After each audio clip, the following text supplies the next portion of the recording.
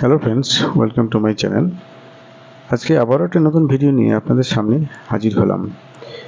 বর্তমানে আমার হাতে যে সেলটি আপনারা দেখতে পাচ্ছেন, এটি একটি 18650 2600 mAh এর একটি লিথিয়াম আয়ন সেল। এই সেলটি পিওরলি ইভি গ্রেডের সেল বলতে পারা যায়। এই সেলটি আমরা সর্বোচ্চ 4.2 ভোল্ট পর্যন্ত চার্জ করতে পারবো এবং এই সেলটিকে আমরা সর্বনিম্ন 2.75 পর্যন্ত ডিসচার্জ করতে পারবো।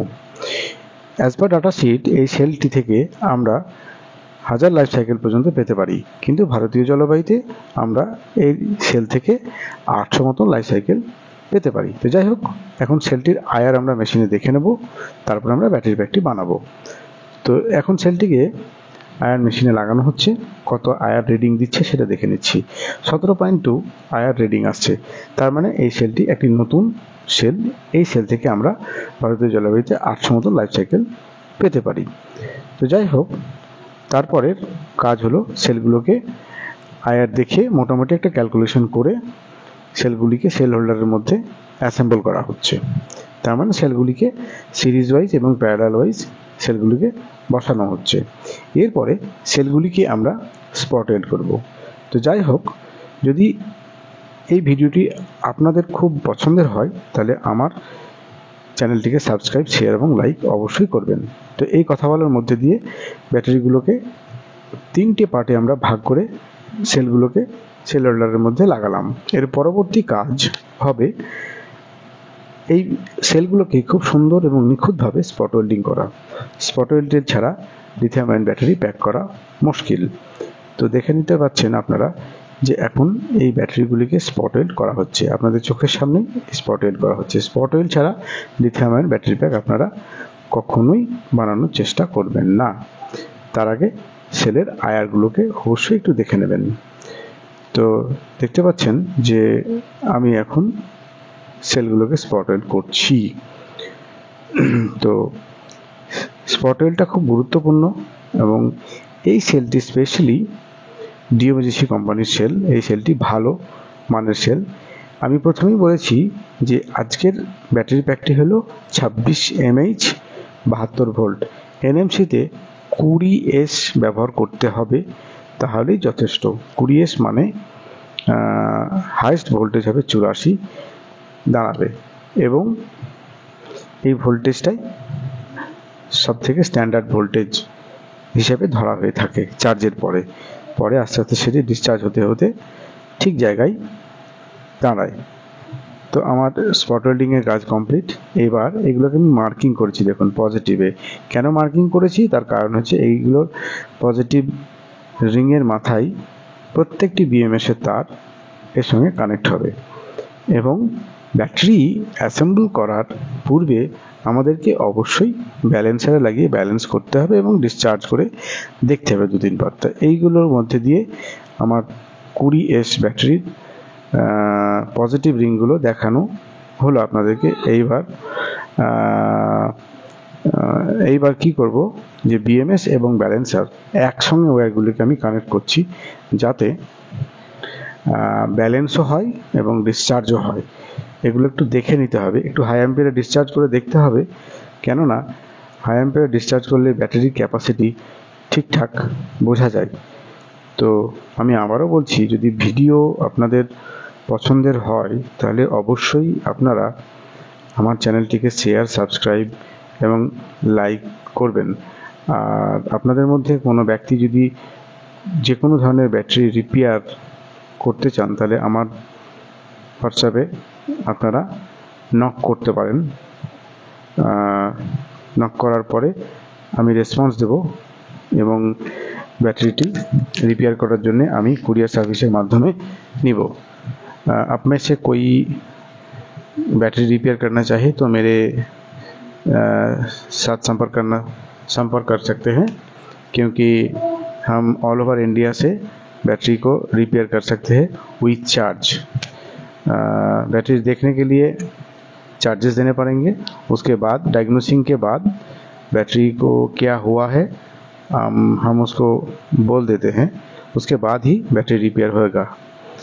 तो যাই হোক, এই কথা বলার মধ্যে দিয়ে আমাদের 14 নম্বর সিরিজ এর পজিটিভ বিএমএস এবং ব্যালেন্সারের ওয়্যার লাগানো কমপ্লিট হলো।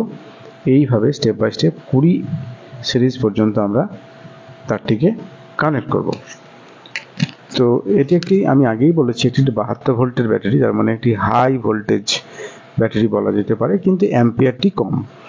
তো যাই হোক, এই কথা বলার মধ্যে দিয়ে আমাদের 14 নম্বর, এরপরে আমরা 16, এরপরে আপনারা দেখতে পাচ্ছেন 20 সিরিজের তারের কানেকশনটা করা কমপ্লিট হলো।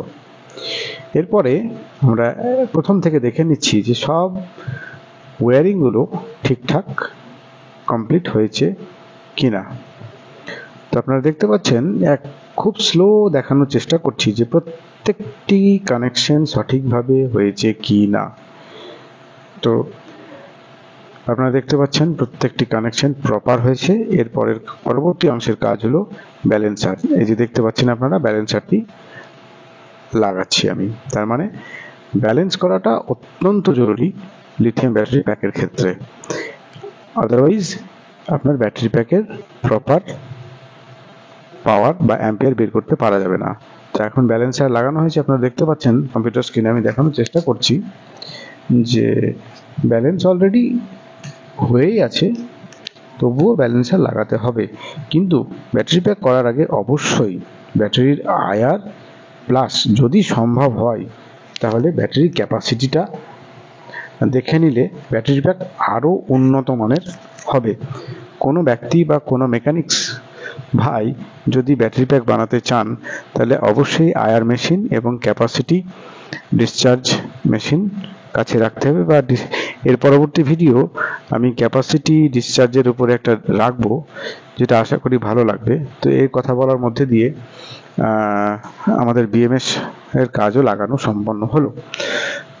তো এইবার আমরা ভোল্টেজটি দেখব যে ভোল্টেজটি কত আসছে। তো এর জন্য মাল্টিমিটারটি অন করে দিচ্ছি। আপনারা দেখতে পাচ্ছেন যে 72 ভোল্টেজ আসছে, মানে অল কানেকশন আর পারফেক্ট। সকল কানেকশন এখানে সঠিক হয়েছে এবং ভোল্টেজ পারফেক্ট শো করছে, তার মানে ব্যাটারি আমাদের কমপ্লিট হয়েছে। তো এবার বাকি অংশ হলো ব্যাটারিটাকে অ্যাসেম্বল বা প্যাকেজিং করা। প্যাকেজিংটাও খুব গুরুত্বপূর্ণ একটা কাজ। প্যাকেজিং যদি ঠিকঠাক না হয় তাহলে ব্যাটারি শর্ট সার্কিট হয়ে যেতে পারে এবং পুরো টাকা নষ্ট হয়ে যেতে পারে, বা পুরো ব্যাটারি সেটআপটাই নষ্ট হয়ে যাবে, সম্ভাবনা খুব বেশি। ব্যাটারি প্যাকিংটা খুব গুরুত্বপূর্ণ। এই যে ব্যাটারি প্যাক করা হয়েছে, ব্যাটারি প্যাক করার জন্য আপনারা সেপারেটর বা ইপক্সি সিট ব্যবহার করবেন। এটি একটি সম্পূর্ণ নতুন ব্যাটারি, 72 ভোল্টে। এর আগের ব্যাটারিটা ছিল আমাদের 60 ভোল্টের, এটা আমাদের 72 ভোল্টের 20S দিয়ে করা রয়েছে। এটি একটি স্কুটারের ব্যাটারি, 25 অ্যাম্পিয়ার। বড় হাই অ্যাম্পিয়ারের ব্যাটারি যদি আপনারা বানাতে চান তাহলে আমার সঙ্গে যোগাযোগ করবেন। তো আশা করি ভিডিওটি আপনাদের ভালো লেগেছে। এই কথা বলার মধ্যে দিয়ে আমার ব্যাটারি তৈরি কাজ শেষ। তো আপনারা প্রথম থেকে শেষ পর্যন্ত ভিডিওতে থাকার জন্যে আমার পক্ষ থেকে আপনাদেরকে অসংখ্য ধন্যবাদ। আমি ব্যাটারিটিকে কানেক্ট করার জন্য একটি XT6090 কানেক্টর ইউজ করেছি। ব্যাটারি প্যাক আমাদের রেডি এবং ব্যাটারি প্যাক ক্যাবিনেটের ভিতরে